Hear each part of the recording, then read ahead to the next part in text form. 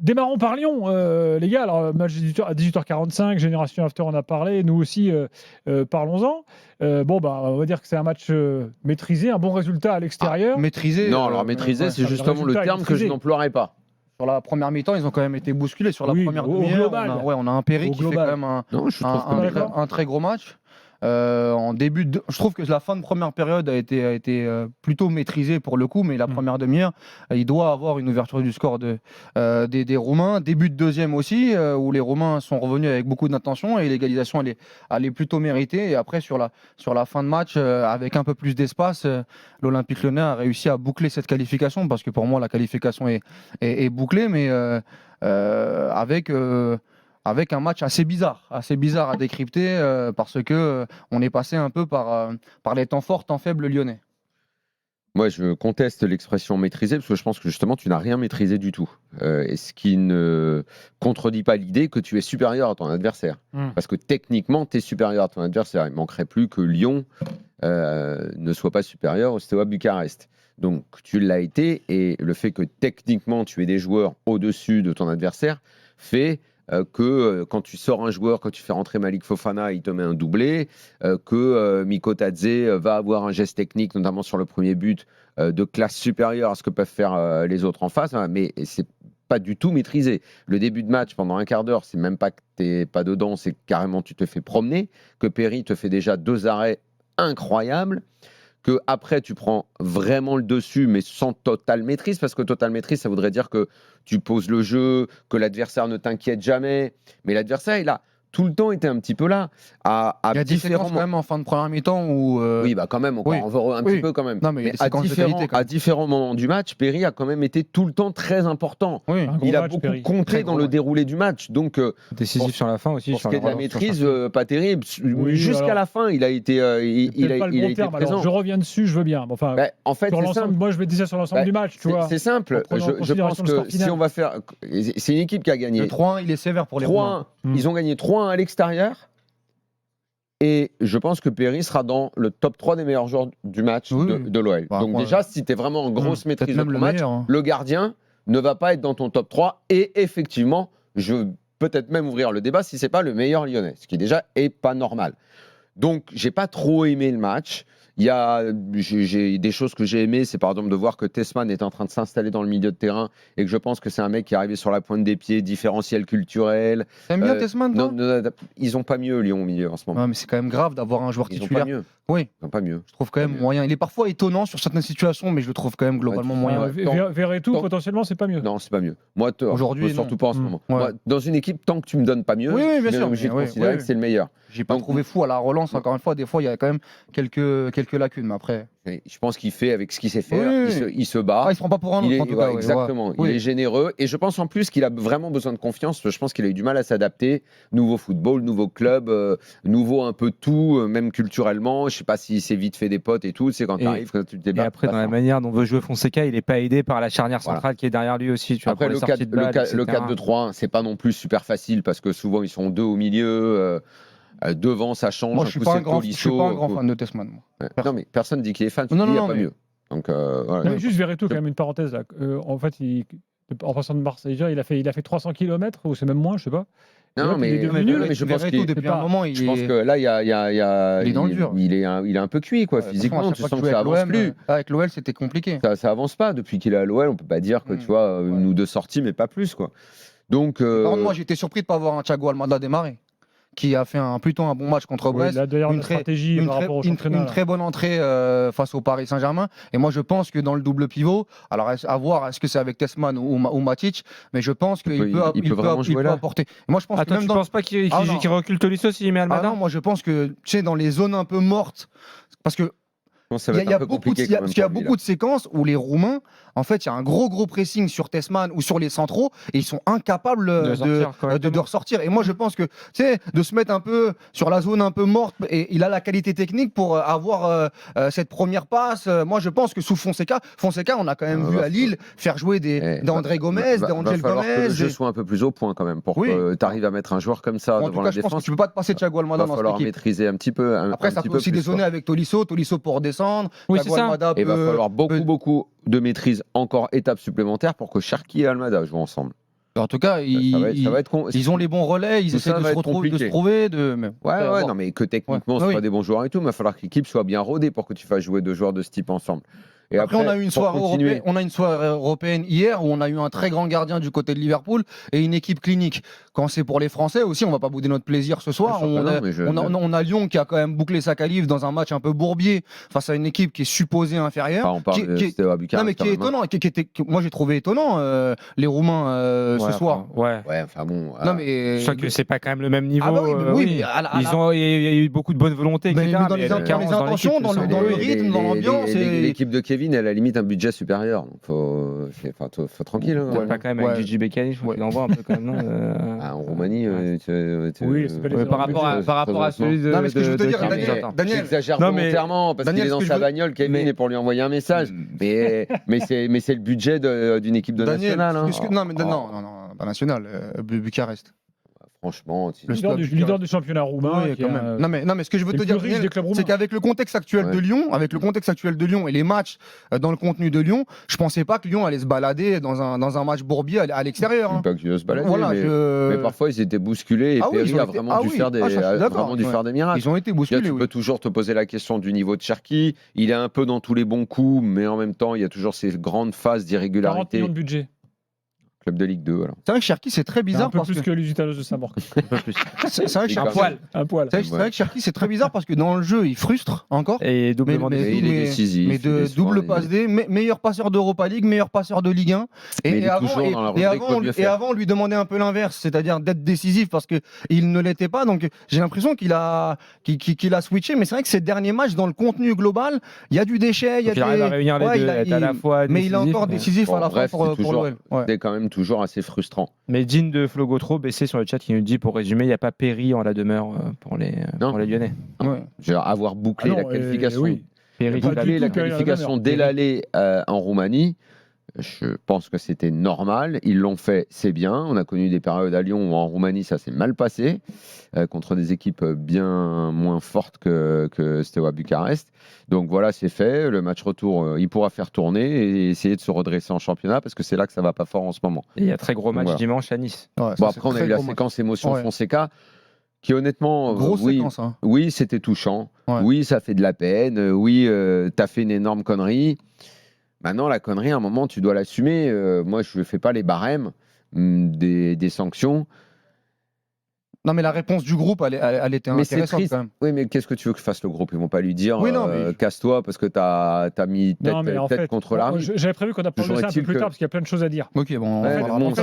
C'est une stratégie club qu'ils ont mis en place. Évidemment. Tu penses que c'est surjoué là ce qui se passe avec c'est pas surjoué, mais c'est pas Prud'homme ou Textor qui demande aux joueurs d'aller voir Fonseca. Les joueurs naturellement ils le font parce qu'ils savent que le club est en ligne derrière le coach. On va donner les infos tout à l'heure, donc ils vont aussi le voir parce qu'ils savent qu'il y a pas une ligne aujourd'hui. Après qu'il soit conscient d'avoir fait une connerie, qu'il s'en excuse, mais le geste, il est trop fort pour qu'on ne fasse rien.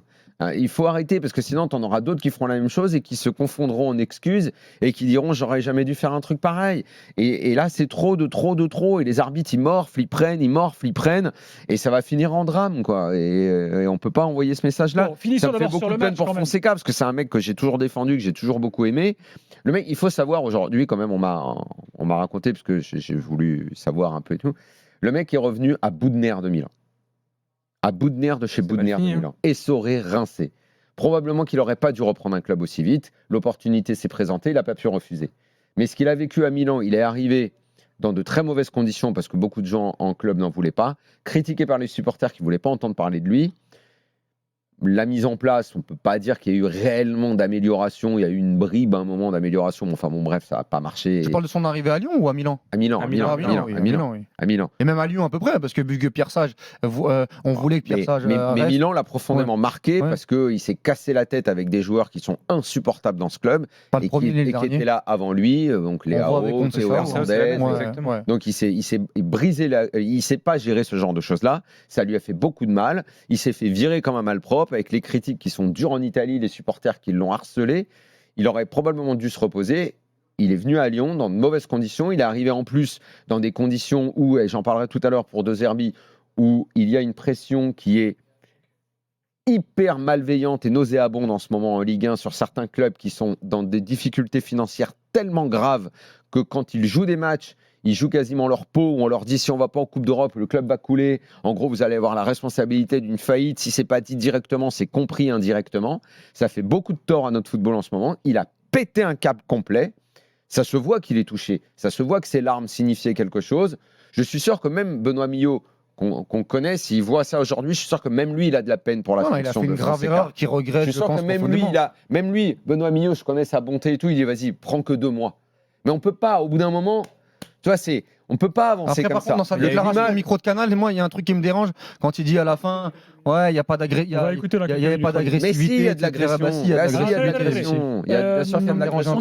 Si tu fais ça dans la rue à un mec, tu l'agresses, on l'agresse. Julien Richard suit les matchs, parce qu'il y a encore des matchs en cours, avec notamment de belles affiches ce soir en Europa League et Conference League. Julien, bonsoir. Ouais, salut tout le monde. Et ça bouge beaucoup là ces dernières minutes, notamment sur la pelouse de l'AS Rome, puisque l'Athletic Bilbao a ouvert le score 1-0 à la 48e, Iñaki Williams, et à l'instant, André Ligno, l'égalisation, 1 but partout donc entre l'AS Rome et l'Athletic Bilbao. 56 minutes de jouer. Ça bouge aussi sur le match entre Bodo Glimt, les Norvégiens, et l'Olympiakos. 3-0 pour les Norvégiens. Le doublé à l'instant pour Kasper Hogg, qui permet donc à son équipe de mener donc 3-0 face à l'Olympiakos. L'égalisation aussi il y a quelques minutes du Victoria Pilsen face à la Lazio Rome. 1 but partout. Là aussi, on approche de l'heure de jeu, et donc l'égalisation 1 partout entre Pilsen, entre les Tchèques, et la Lazio Rome, et puis 1 partout également. C'est le score entre l'Ajax d'Amsterdam et l'Eintracht Francfort. Dans un instant, on accueille Benjamin pour revenir sur le match. On parlera longuement de Fonseca ensuite avec les infos du jour. On l'écoutera dans quelques instants, et ensuite Paris au programme. Et on pourra ajouter à son sujet la situation en Ukraine qui le touche très durement, puisque sa femme est de là-bas. Et que, elle s'est exprimée d'ailleurs. Pardon ? Elle s'est exprimée elle aussi. Je relayerai ça. Voilà. Donc il y a un contexte. Maintenant, les sanctions ont été prises. Elles sont peut-être trop dures. Même moi, quand j'ai dit pour l'image du club, on ne doit pas garder un mec qui a fait ça. C'est dur aussi de dire ça. Mais à un moment, on peut pas. Enfin, le climat, il est trop tendu, quoi. Les arbitres peuvent pas prendre tout dans la gueule sans arrêt. Revenons à Lyon. Alexandre est là. C'est les débats qui intéressent les gens. C'est très important, ça. Salut Alexandre. Salut Laslar. Bon, le match, qu'est-ce que tu en as pensé ? Est-ce que Lyon t'a plu ce soir ? Qu'est-ce que tu as envie de nous dire ? Non, sincèrement, on voit. Je pense que l'effectif de Lyon est au-dessus de celui de Bucarest, mais après non, le match c'était pas terrible parce que je trouve qu'on s'est mis beaucoup de fois en danger pour rien. Ils ont quand même eu des occasions. Hier, on parle d'Alisson, mais s'il n'y a pas Perry, je sais pas. Et je sais pas si ce soir on gagne. Après, on l'a, tant mieux. Hein, voilà. Mais non, le match, moi, j'ai trouvé quand même poussif. Je trouve que c'est Lyon qui s'est vraiment mis en danger pour pas grand-chose. Ça aide un grand gardien en Coupe d'Europe, quand même. Non, mais excusez-moi. Un gardien qui fait des arrêts. Un gardien vous disiez Perry, homme du match. Et Fofana, alors Fofana, il était porté disparu. Non, il fait une très grosse entrée. Depuis, je sais pas combien de temps. Il fait une très belle entrée. Et effectivement, quand il est entré, je dis, De Jong, toi, t'as fait très longtemps que tu nous as rien montré. C'est vrai qu'il était sur une dynamique un peu compliqué. En plus, 86e, 89e, il les achève en 3 minutes. Non, mais à la fin, ils voulaient sortir, ils voulaient absolument égaliser. Ils ont ouvert comme pas possible. Ils se sont tués un peu avec tout seul. Avec son profil, c'est. Donc, homme du match, Perry pour toi, Alexandre ?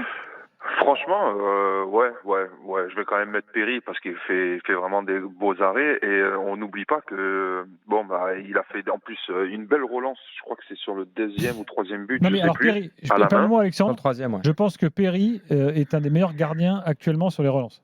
C'est impressionnant. Ah bon ? Alors pas tout le temps. Relance à la main qu'on n'avait pas vu depuis quand ? Bernard Lama. Bien sûr. Bernard Lama sur la poitrine de David. Voilà. Non, mais ça, c'est une arme que. T'as même l'impression parfois que c'est comme si on lui dit ne le fais pas trop. Mais pourquoi pas relancer à la main comme ça ? Mais c'est extraordinaire. C'est d'une précision incroyable, les gars. Nous, quand on voyait Lama faire ça sur Ginola, mais à chaque fois, c'était un régal. C'est la précision. C'était. Gilbert, t'en avais parlé. Il me semble que. Oui, la raquetada. On l'a pas vu encore en Ligue 1, mais c'est Perry qui fait. Il lance le ballon en l'air, il met un coup de poing dedans. En fait, il fait un geste de volée, il met un coup de poing dans le ballon. Et avec une précision. Moi, je sais pas, moi je serais Fonseca, je dirais au moins dans un certain type de situation. Vas-y, mon gars. Tu vois, quel que soit le moment du match, en fait. Bon, après, voilà, je pense qu'on a gagné, c'est bien, on a fait le boulot. Moi, je suis très très déçu d'un joueur. C'est Miko Tadze. Franchement, je trouve qu'il fait vraiment pas une bonne saison. Je le trouve emprunté, je sais pas, j'arrive pas à... pour l'instant, ce qu'il fait sur le premier but, c'est quand même bien. Ouais.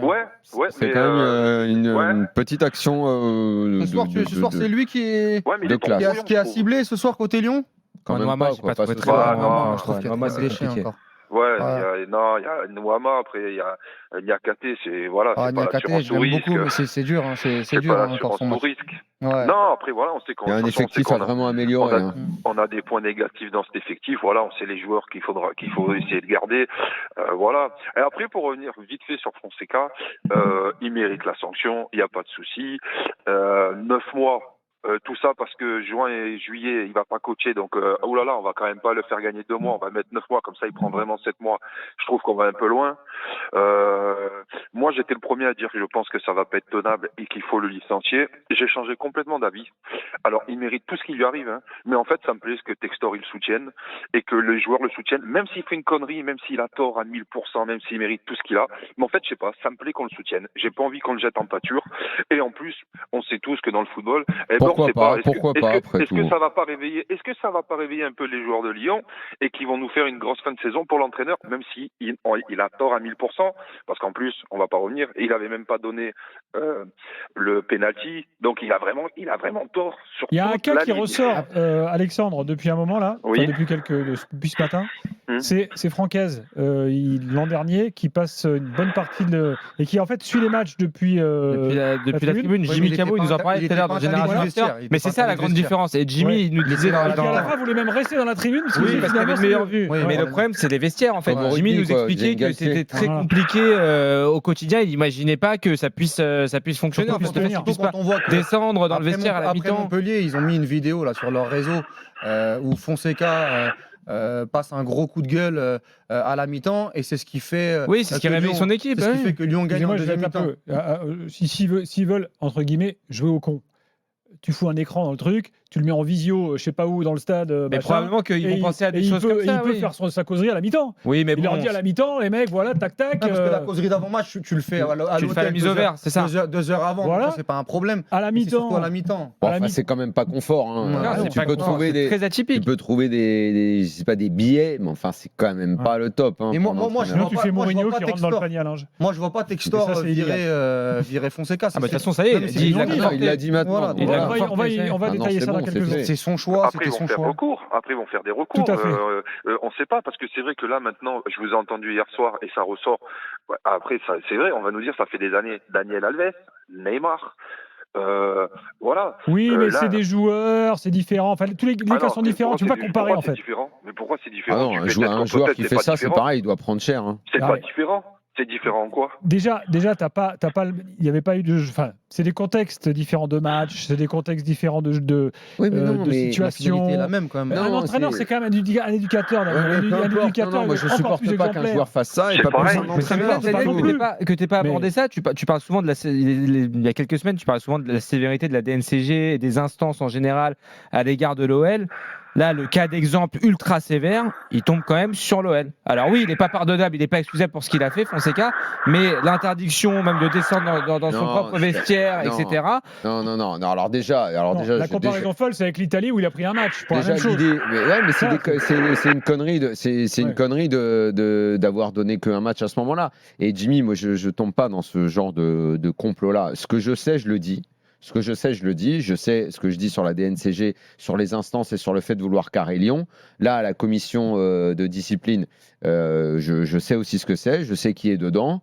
Je pense qu'il y a un contexte qui a été évolutif, c'est-à-dire que ça a commencé avec toutes les affaires au début de saison, Létang, Benatia, Longoria, j'en oublie, il y en a eu 1000. Maurice, je ne vais pas tous les citer, désolé, on va me dire, ouais, t'as pas dit un tel. Campos. Je disais Campos, enfin bref, voilà. Et là, on est arrivé à une image qu'on n'avait pas vue. Entre le coup de pied dans l'armoire de Longoria et le corruption et le tête contre tête, c'est que, tu vois, en une semaine, à un moment, les mecs, ils ont dit, c'est bon, stop, quoi. Après, le problème, c'est qu'il y a le souci de cohérence avec l'entraîneur de Bastia qui traîne un joueur sur 8 mètres. Un joueur, pas un arbitre. L'arbitre, 8 c'est pas la matchs, même 8 chose. matchs. Qui traîne un Ouais, joueur il sur traîne 8 un mètres, joueur sur sur 8 8 mètres. mètres. Un arbitre, c'est Là, encore là, autre chose. c'est pas front contre front. Moi, le côté cas d'exemple, j'ai toujours trouvé Ouais. ça injuste. Moi, Il y a je te bien parle justice pas- dans le moi, cas je te d'exemple. parle pas de l'exemple. cas C'est la d'exemple. cohérence. Il y a un truc Toujours. qui s'appelle la jurisprudence. Ça veut dire que d'abord, c'est évolutif en fonction des événements qui se passent et en fonction de la C'est gravité. pour ça que Et tu peux plus, pas comparer. et plus tu augmentes. Exactement. Oui. La jurisprudence, justement, tu ne compares pas. Tu te sers de ce qui s'est passé et tu adaptes ta sanction. Quand il y a eu plein de cas qui, à un moment, tu dis bon, mais ok, on va être plus sévère là parce que visiblement, ça n'a pas marché là. Il faut qu'on augmente les. Non, mais là où je suis d'accord avec toi, Puisque là où je suis visiblement, d'accord il y a avec toi, pas de- Daniel, c'est que En revanche, si Fonseca- excuse-moi, Walid, pardon. Si tu me dis la semaine prochaine, il y a la même chose et un mec prend moins, alors là, évidemment que ça va pas. Là, on Là peut où je suis imaginer d'accord, après c'est cette que Fonseca suspension qu'il n'y aura devait pas quand même- d'autres Fonseca cas. devait prendre en compte le contexte de la semaine d'avant où ce qui se passait autour des arbitres, on a été sur une semaine complètement folle. Et Ouais. pour moi, il doit le prendre en compte. Tu vois bien qu'il n'est pas lucide Ah en oui, ce d'accord, moment. bah oui, Il bah est c'est fait son- en oui, mais c'est lucidité. son problème là-dessus. Oui, oui, Et t'as si raison, demain, Walid. Oui, il y a- oui, il y a- oui. il y a un entraîneur qui fait la même chose et qui prend 3 ans, Oui. eh ben, il prendra 3 ans parce qu'il a toujours pas compris qu'en fait, finalement, il fallait pas le faire. Donc là aussi, mais le problème, c'est que comme il n'y a pas de jurisprudence et d'exemple, et ben, en fait, tu sais pas si la sanction, elle est juste ou pas. Vu qu'en fait, t'as pas de précédent, en fait. Ouais. Tu sais pas si 9 mois, Absolument. et surtout que les directeurs sportifs et les présidents, ils peuvent continuer à faire leur boulot. Si t'avais un truc qui était tu vois, similaire, ils peuvent c'est continuer à faire leur boulot. Là, Leonardo lui, qui bouscule le mec dans le couloir. oui, mais lui, encore une fois, c'est un DS. Il peut continuer à faire son boulot, Non, mais à ça, travailler. je suis bien d'accord. Là, Je te parle Fonseca, de- tu lui enlèves je te son parle de travail. gestes C'est par ça, rapport moi, à j'aurais l'arbitre. pu le suspendre et Ouais. lui laisser quand même aller dans son vestiaire, par Et je te exemple. rappelle que Louis, il avait pris 6 mois ferme pour la fameuse histoire, parce que nous, on en Mais a est-ce qu'il y a rigolé. eu parce son que ça- interdiction de Parce que nous, vestiaire ça nous fait marrer, parce que c'est vieux et parce que ça nous rappelle des trucs avec Louis, mais il avait quand même pris 6 mois ferme. Ouais, mais Louis, il pouvait descendre dans son vestiaire à lui. Ah, ça, je me souviens. C'est ça pas. le. C'est ça Ça, le- je la- me Bon, souviens on pas, va c'est écouter pas Fonseca descendu. dans quelques secondes. Bougez pas, on revient tout de suite dans l'after. Bon, Fonseca, on l'écoute donc. Écoutez-le d'abord sur donc l'histoire de l'émotion. Là, quand les joueurs sont venus, on l'a vu après écraser quelques larmes d'émotion. On écoute l'entraîneur de l'OL. C'était un moment très émotif parce que avoir le soutien de mon joueur, de mon club est le plus important en ce moment. Et je pense que c'était un bel moment, un moment de démonstration que nous sommes ensemble, que mon joueur sont avec moi. Voilà. Alors maintenant, écoutez-le sur la sanction plus globalement. Je suis plus calme, plus sereine quand nous avons le soutien de personnes qui sont proches de mon directeur, de mon joueur. Quand nous avons ce sentiment de toutes les personnes qui travaillent à Lyon, je suis prêt à dire à tous I will never give up. Nous avons la possibilité de faire des recours. Comme j'ai dit, j'ai le soutien de notre directeur. Je m'attends que cette recours peut-être pour faire de justice. La punition était juste. Je me dois excuser comme j'ai fait, mais je regarde cette circuit médiatique qui continue à dire que j'ai fait une agression à l'arbitre, que je n'ai pas touché dans l'arbitre. Je pense que la personne qui a fait la punition a pensé sur la situation générale du football français. C'est pas juste. Voilà ce qu'il dit. Donc il dit qu'en fait, il a été aussi victime d'un contexte général. Oui. Bon, il est ça, quand même, il est quand même allé contre avec l'arbitre. hein. Allez, Quand bon. tu dis que c'est pas une agression, enfin, il n'y avait pas d'agressivité. Alors, il dit que c'est pas une agression. C'est oui. pas tout à fait pareil que de dire que c'est pas Heureusement une que Police est là quand même. Hein. Alors, 2-3 infos. Il y a 2 reprises. Hein. La femme de Paolo Fonseca, Caterina Fonseca, a dit sur Instagram 9 mois pour quelques secondes à crier, c'est une décision absurde, scandaleuse et sans précédent. Une justice équitable, s'il vous plaît, et pas une exécution politique, dit-elle carrément. Bon, elle défend son mari. Bon, voilà. Ouais. Mais donc, ce qui est intéressant, c'est quand même la stratégie globale du club. Donc, en fait, voilà, l'OL s'est aligné au soutien de Fonseca. D'ailleurs, l'OL étudie les recours, donc sans doute qu'on va apprendre qu'il va y avoir appel, ce qui est toujours risqué, parce que appel, tu vas devant la Fédé qui parfois peut être encore plus sévère, c'est déjà arrivé. Hein, voilà. Leonardo, je crois que ça avait été le cas. En appel, il avait. Ouais, mais là, être encore plus sévère, je sais pas, ils vont pas les mettre, comme tu disais Walid, tu vas pas les mettre 3 ans non plus. Ça paraît fou. Textor a dit hier aussi dans une publication réseaux sociaux, c'est une punition clairement trop sévère. Parce que Textor, on se disait, il est capable de tout. De le virer comme effectivement. Oui, mais moi, tu sais, là, on a choisi Moi, le j'aurais soutien. pas imaginé une Ouais, seconde. quand Daniel a dit que- Ça fait un an qu'il lui court après, hein, John Ouais, Textor, à il Paulo disait que c'était un Fonseca. rêve de bosser avec lui, Voilà. il a viré Pierre Sage, il peut Et pas. puis tu te retrouves. Alors oui, tu n'aurais pas eu d'indemnité de licenciement parce que ça aurait été une faute grave probablement, mais pour autant tu te retrouves sans entraîneur alors que tu viens de sortir Pierre Sage. C'est t'as compliqué. des semaines d'entraînement. Tu vas mettre qui là? Tu vas mettre qui Oui, bien sûr. À cette époque de l'année? Et puis alors, élément quand même important, Fonseca ne sera pas suspendu en Coupe d'Europe. Voilà. En fait, quand on rentre dans les détails du fonctionnement, en général, pour que la suspension soit étendue, il faut saisir une commission de la FIFA pour demander que ce soit fait. Et en fait, dans l'histoire, jamais la Ligue n'a fait cette démarche auprès de l'UEFA pour la Coupe d'Europe. Voilà. Donc, a priori, pour l'instant, il n'y a pas aucune démarche faite, aucune raison. Donc, ça veut dire qu'il pourra. Imaginez, je sais pas, Lyon va en finale de l'Europa League, par exemple, il pourra faire tous les matchs. Oui. Donc c'est une situation, c'est vrai, un peu à deux vitesses. C'est logique, non, de dissocier. Après, c'est quand tu es suspendu. La Ligue 1. Il y a dit qu'il y a une procédure qui serait possible de la part de la Fédé, mais bon, a priori, ils vont pas le faire. Voilà. On peut passer. On peut passer. Oui. Rien d'autre sur. On en a assez parlé. Même si les auditeurs veulent en parler. De mon point de vue, bon, fait parler les auditeurs. Allez, un dernier, et après on passe au dossier PSG. On va conclure avec Benjamin qui est là. Salut Benjamin. Salut messieurs. Bon, on a tout dit, on a fait le contexte global, on l'a entendu. Donc bonjour, au revoir. Non, Benjamin, t'as le temps quand même de t'exprimer.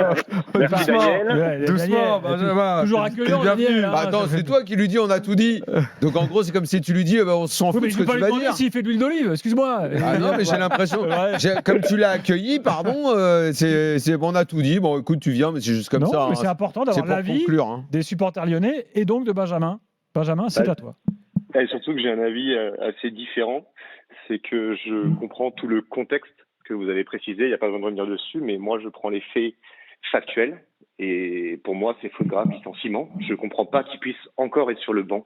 Je suis désolé, dans un contexte privé, si on fait ça dans sa boîte, on va avoir de gros problèmes par la suite. Mais alors là, en plus, dans un contexte public, et il est entraîneur d'un club de Ligue 1.